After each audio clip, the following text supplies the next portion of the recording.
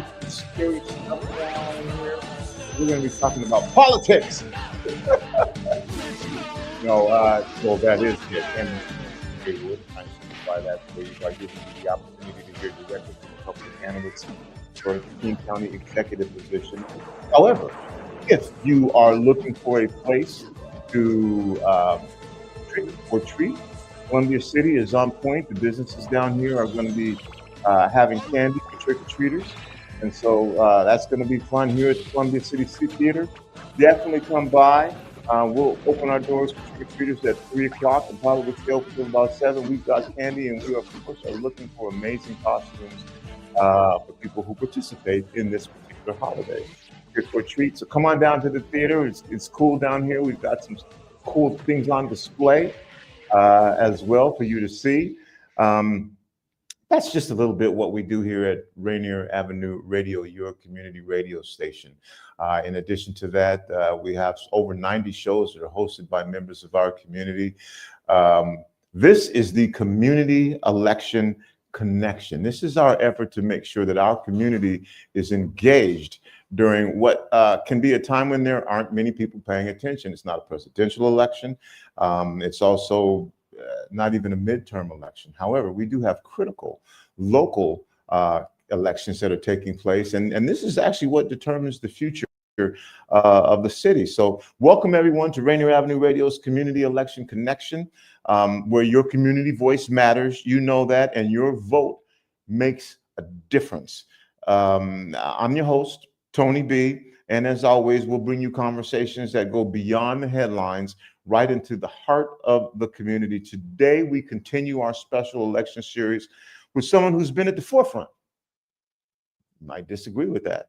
I'm just saying, of change in King County. Girmay Zahilay, who is a candidate for King County executive. He grew up in South Seattle in public housing, co-founded a nonprofit that mentors youth, serves on King County's council. Girmay is deeply rooted in the same communities that Rainier Avenue Radio serves. I'm not saying that in support of Girmay or opposed to Girmay. It's just, it is what it is. You know how we get down on Street Beat. As a council member, he's worked on a number of different issues like housing, public safety, reform, mental health, and ensuring that opportunity reaches every neighborhood, not just a select few.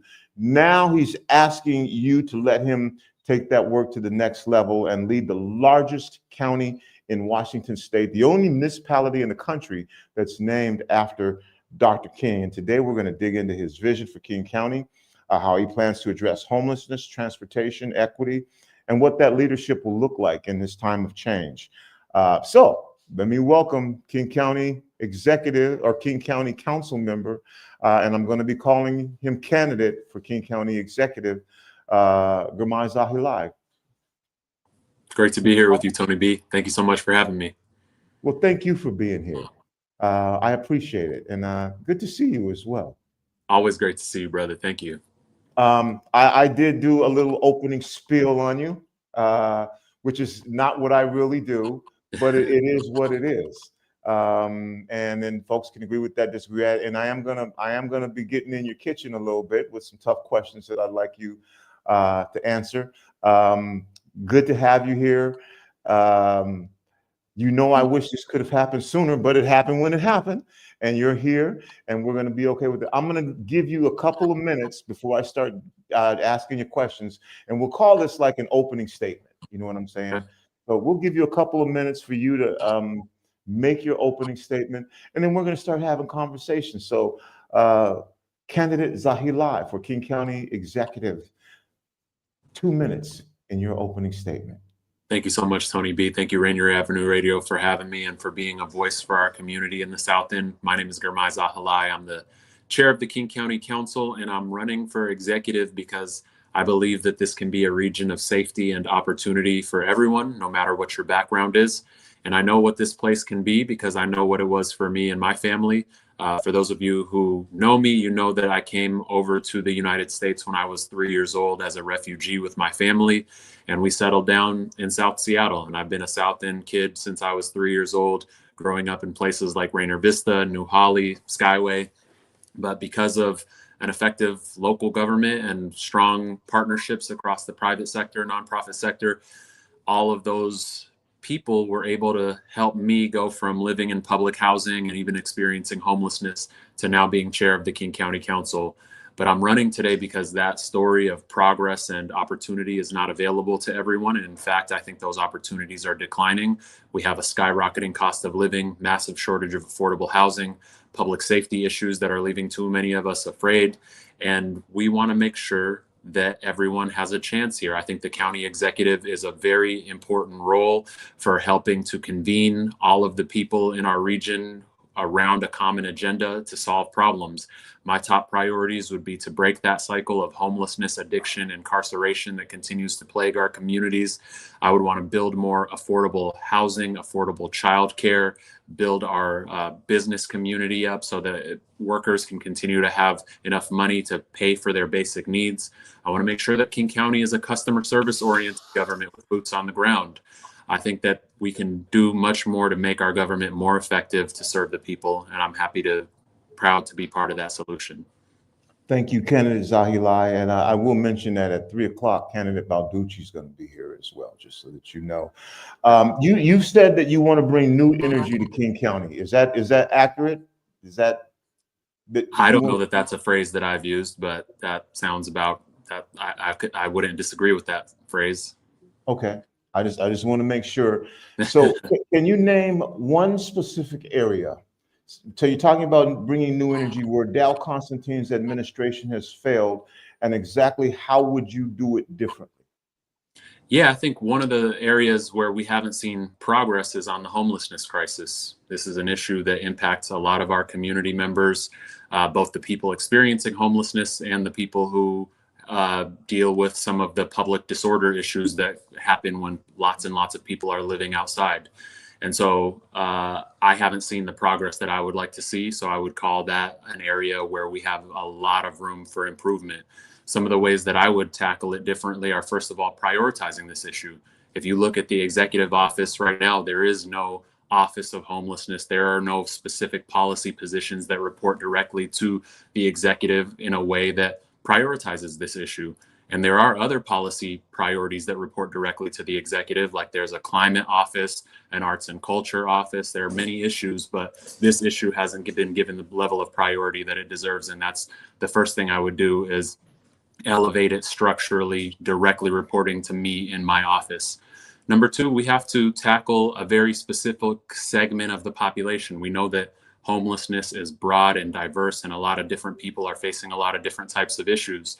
But for me, the specific segment of that community that I want to focus on is that population that's facing those overlapping issues of substance use disorders, homelessness, mental health issues, sometimes committing crimes and ending up in the King County Jail. We've studied that population. It's several thousand people who are experiencing those issues. And when they're coming into our jails, some people call them repeat offenders. In actuality, 95% of them are sick, going through mental health and addiction issues. And so I want to make sure that every single individual who comes into our custody at the King County Jail who's experiencing those issues is receiving the care that they need to recover and not just being discharged without a plan. That means integrating all of the different systems that are supposed to be responding to these issues, the permanent supportive housing providers, the mental health providers, our crisis care centers, people who are going in and out of the emergency rooms because of overlapping medical needs, and making sure we have a strong continuum of care so every single individual is on a path to recovery before that they're released. Right now, people are just being released without a plan, and that is unacceptable.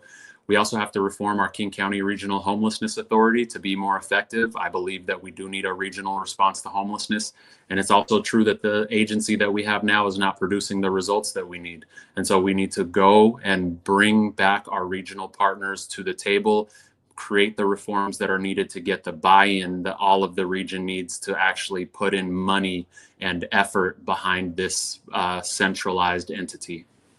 I'm glad that you did actually address the issue, but why should voters believe, candidate Zahilay, that you can achieve these results where other leaders have failed? They should not believe that I am the person who can produce these results. I don't believe there is an individual that exists that can fix a massive crisis of this scale. 16,000 plus people are sleeping outside.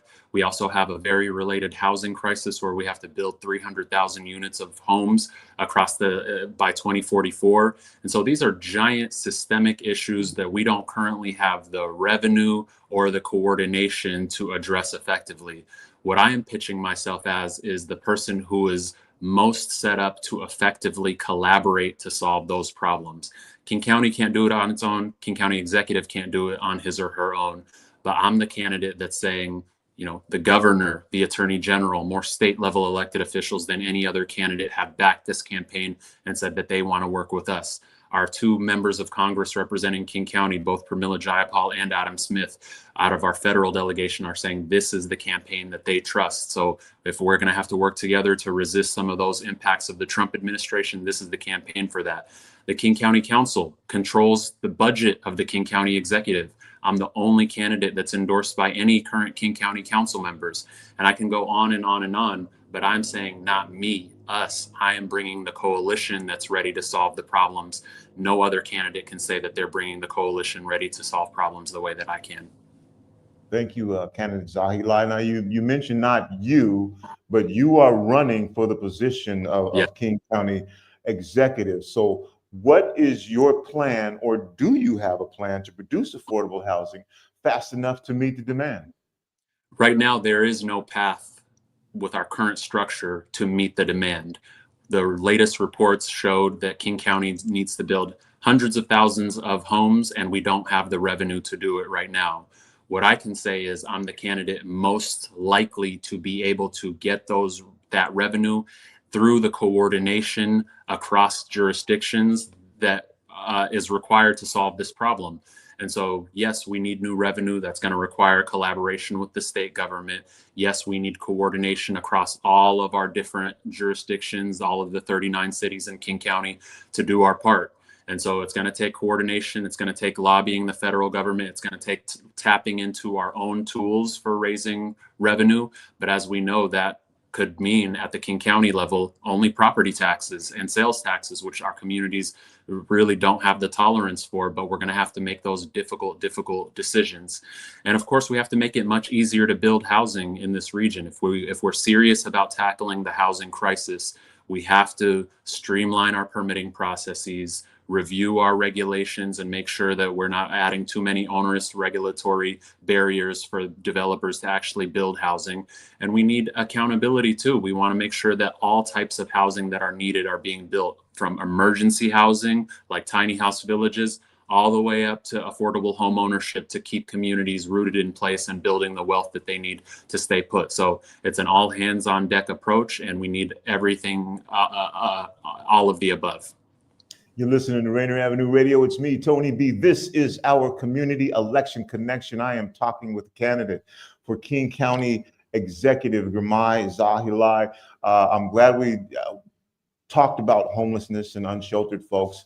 And again, you see that as an area where, the way that I framed it, if there was one area that the previous administration failed with new energy, what would you bring in? And that's what you said. Now, you've accomplished a lot in the county council, but being King County Executive is a much bigger job. You oversee a $16 billion budget and thousands of employees. What kind of executive or management experience do you have that proves that you are ready to run a government this large?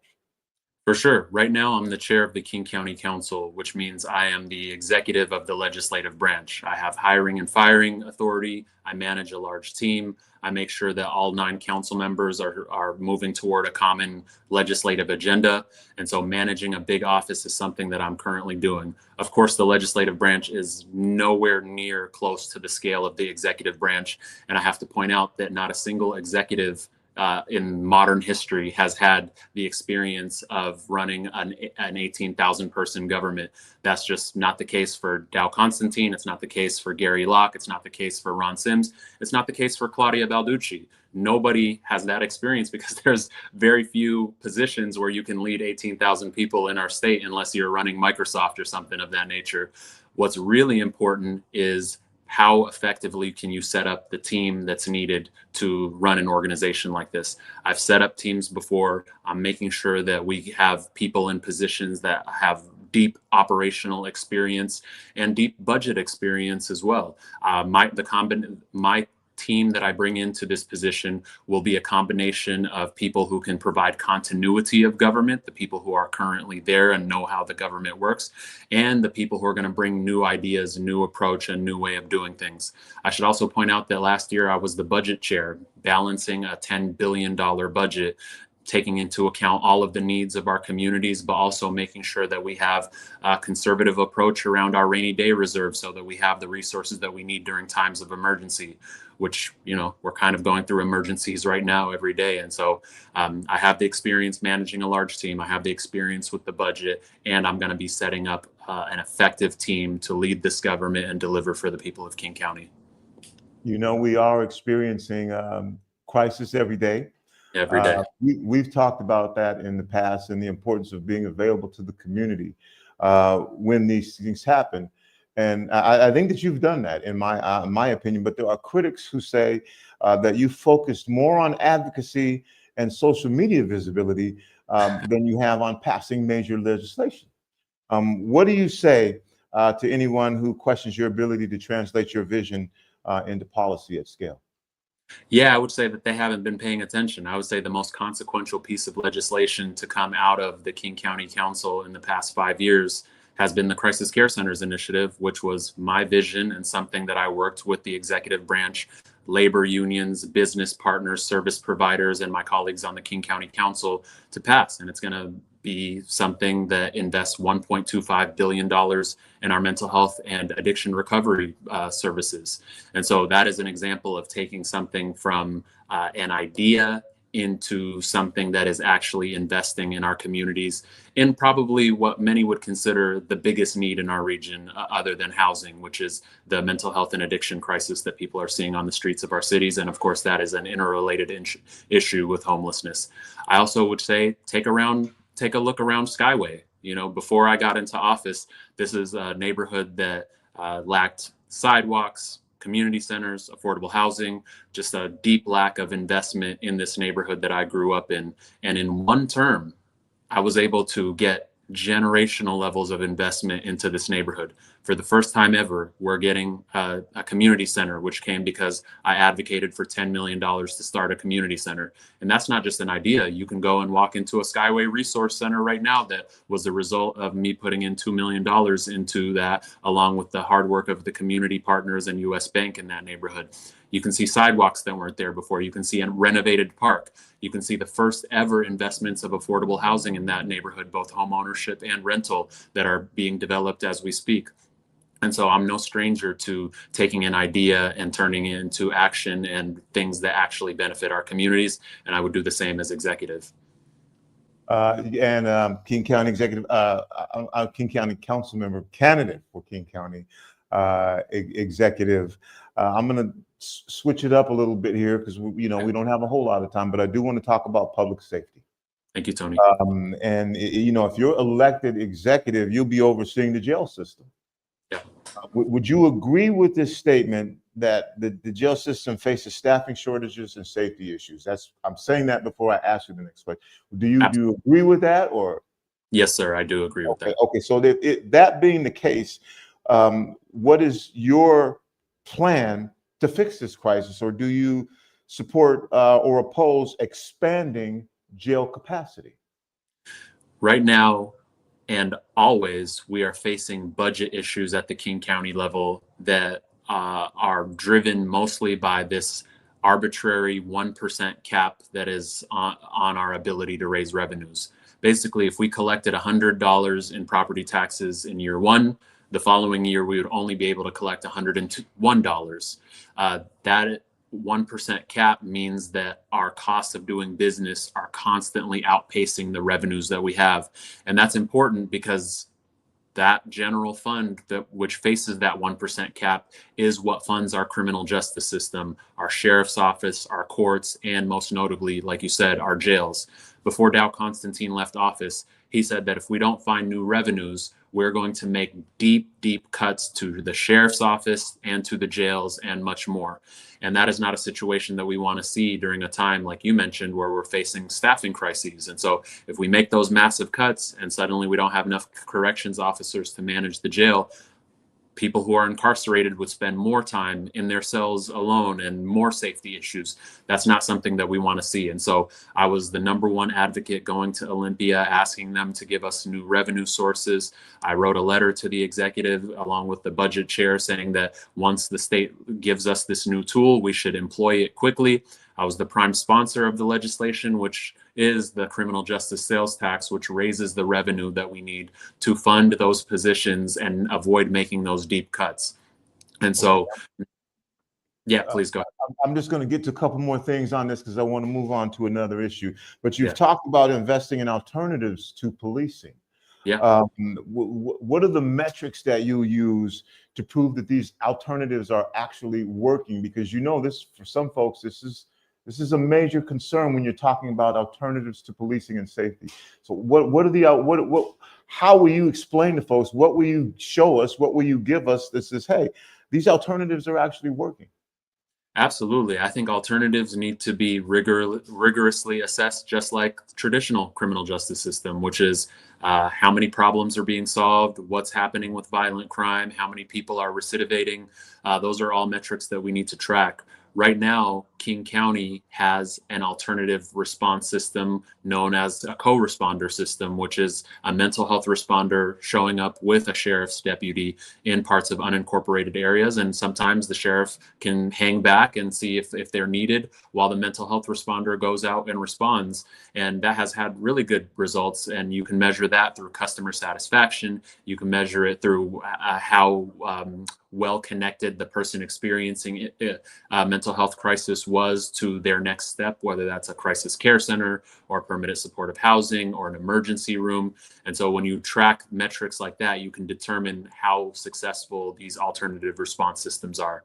But ultimately, we can't be ideological about those response systems. The whole goal is to match the problem on the ground with the responder. So if somebody's calling for 911 because of a violence issue, of course, they should get a fast response from a police officer. If they're calling for a mental health crisis that doesn't require somebody with a gun, they should be able to get a public health related responder like a mobile crisis responder. If they're having a simple code enforcement issue, the neighbor's tree fell on my property line and I want to get that resolved, but I don't want to call 911 for that. We should have simple code enforcement officers who respond to issues like that. And so that's my goal.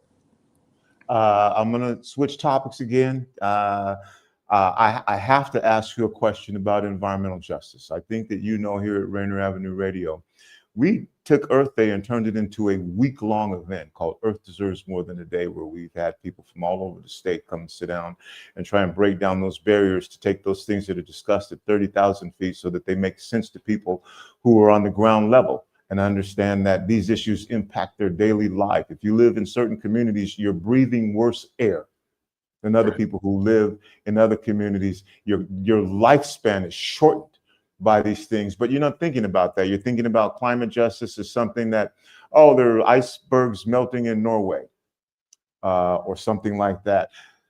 How are you going to approach this issue of environmental justice, climate justice? What are you going to do to take measurable steps, let's say like in reducing emissions? Or what are the other things that you're going to do that can let us know that environmental justice, climate justice is something that you're aware of that's killing people who don't know that it's taking time off of their life? And I have the statistics to back this up. Yeah. And it's our communities that are suffering the most. Absolutely, Tony B. Thank you for phrasing it that way. As you know, that these are not just statistics to me. These are my neighbors and people I grew up around. A lot of the people that I grew up around in New Holly have asthma more than somebody who lives in a different zip code. And that is absolutely due to the pollution in neighborhoods like this. We live in neighborhoods that are under flight paths and near highways. Absolutely, we deserve clean air, clean water, and clean communities. And that's always the lens that I take. about environmental issues. And I believe that lens is why I was endorsed by Washington Conservation Action, which is the largest environmental organization in the state. And they only endorsed our campaign because I focus on environmental justice.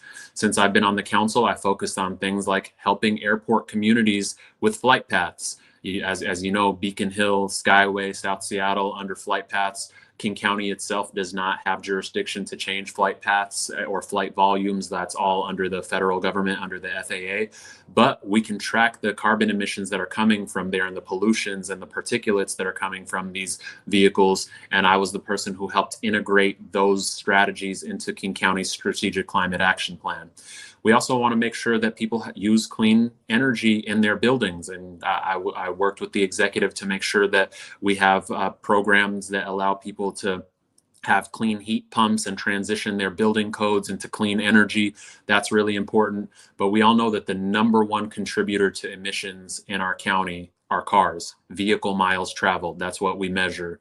And so the more that we can have accessible, frequent, reliable, safe public transportation options, the more that we help the cleanliness and the breathability of our communities, especially addressing these giant heat waves that we're experiencing. And so I want to make sure that we have frequent, reliable access to transit, especially in underserved areas, especially east and west service, so that everybody can just hop out of their house, get on a train, get on a bus, get on a scooter, get on a bike, and get to where they need to go to avoid continually increasing carbon emissions in our neighborhoods.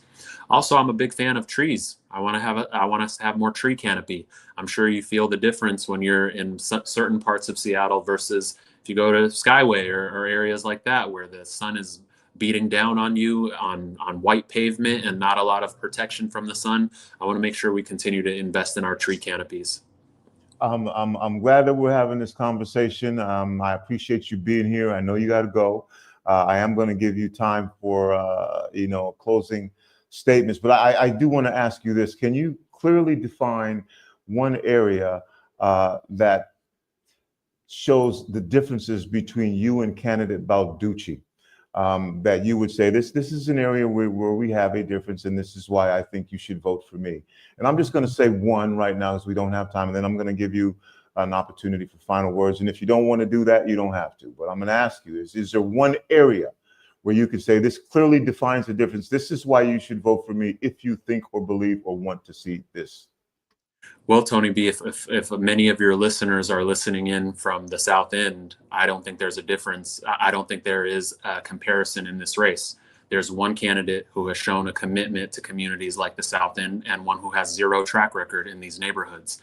My track record is working hand in hand with organizations and communities in the South End to deliver community centers, gun violence prevention, affordable housing dollars, keeping that sound transit line that runs through the Rainier Valley more safe. And I was able to get $70 million of investments to make sure that we're protecting our pedestrians in there, helping to transform neighborhoods like Skyway. And then you have a candidate who represents Bellevue, and Bellevue is a wonderful part of our community, a great asset in King County. And you look at the statistics, only 3% of their neighbors rely on SNAP, whereas upwards of 9% rely on food assistance in my district. And so you're talking about a community that I have represented that has faced the brunt of the issues that we want to solve for in King County. High rates of homelessness, high rates of poverty, high rates of gun violence, and I've had to grapple with each and every one of those issues. I'm not going to come before you and pretend like I've solved all those problems. Of course not. These are giant issues that are going to require effective collaboration across all of the different sectors and years of leaning in. But I have that track record, and no other candidate in this race does. And so I hope that your listeners who have seen me and known me to show up and hold me accountable when I'm not showing up, that's what you can continue to expect from me as an executive. My guest again, running for King County Executive Candidate Girmay Zahilay. Thank you for coming. I'm going to give you about a minute and 30 seconds for your closing statement, whatever it is that you want to say right now without me trying to turn the heat up on you, to share with our listeners, viewers. Closing statement. I'll give you about a minute and 30 seconds. Well, first of all, I want to thank Tony B and Rainier Avenue Radio for having me. This is such an important asset in our community. I've seen you and your organization doing the work for a very long time, especially during the pandemic when you were out there spreading critical information, giving out masks and resources, and acting as a hub for our community. And so just starting off with a note of gratitude and a willingness to continue collaborating with you to get important information out to our communities. The King County Executive is a very important position that a lot of people don't think about. I know the mayor's race and certain city council races tend to get more attention, but this is actually the highest local office in the state of Washington. This is a position that leads an 18,000 person government and a $10 billion annual budget that's responsible for some of the most critical services that we rely on, from public safety to public health, public transit. And we're also facing a time where a lot of our communities are facing escalating challenges. And I believe that this once in a half generation opportunity, remember, we haven't had a new executive elected in 16 years. This is a rare opportunity for us to come together and work together to solve our region's biggest challenges. I'm the candidate in this race that has the vision, the track record, and the relationships to deliver, especially for places like South Seattle and Skyway and beyond, where we're facing disproportional rates of the issues that we're trying to solve for. I will collaborate with every single person here to solve problems. Make sure we're putting more roofs over people's heads, make sure we're putting more money in people's pockets, make sure that we're connecting people to addiction and mental health recovery services when they need them, make sure that we're aggressively addressing the plague of gun violence in our communities, and making sure that we're integrating our communities into the local economy so that we're all getting the jobs that we need to pay for our basic needs. My name is Girmay Zahilay. Ballots are out now, and I hope I can earn your vote. All right, there you've heard it. This is Rainier Avenue Radio, our community election connection. In 30 minutes, candidate Balducci will be actually here in the studio with me to talk with our audience. And you know what I do. You know how I get down, Girmay. I am interested in South Seattle and surrounding communities, but that affects and impacts every community. And candidate Balducci is going to give me an hour, so we'll have a little more time to talk and get to know candidate Balducci better. Candidate Zahilay, I appreciate you. Yeah, thank you for taking the time to come and do this. This is something that, as you know, I really wanted to have happen. As you mentioned with the King County Executive position, it's a really important position. And it needed to be something that was discussed on Rainier Avenue Radio. So I'm glad you took the time. I'll be a little later than I wanted you to. And you know what I'm saying, man. You know me. I'm not, because I pumped you up at the beginning of this thing. Yeah. I like getting responded to. Yes. But I appreciate you coming today, having this conversation and sitting through some of these questions. Okay, candidate Zahilay, thank you for coming. Thank you so much, sir. Have a good day. Bye-bye. Yeah. You're listening to Rainier Avenue Radio.world. It's me, Tony B. What are we doing, Daniel? Are we staying here, or are we can we break? We can break? Okay.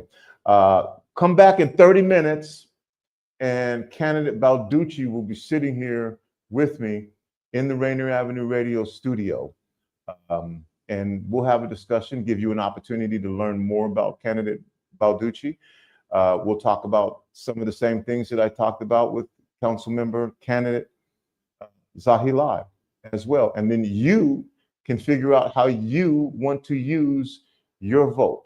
All right, we'll be back in about 30 minutes, and we'll see you then.